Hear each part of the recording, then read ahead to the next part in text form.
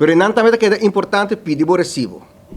BAZV of BTW AZV, o tenho que pedir o recibo, você tem a única forma para garantizar que o BAZV não vai den e carro de cigarro.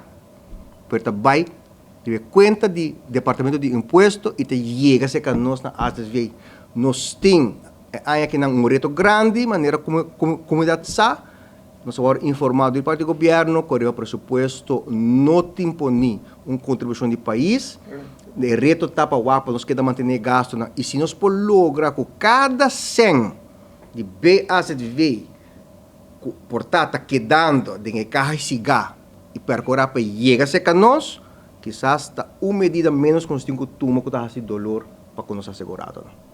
Pero quando nós com a campanha, outro ano lo descontinuar a campanha que posso introduzir aqui. Portanto, não se cambia BAZV para BTW.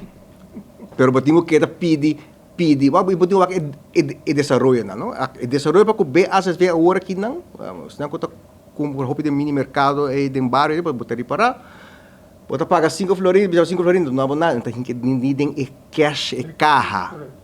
No momento que a gente tem carro e aí o recibo, não necessariamente é para registrar.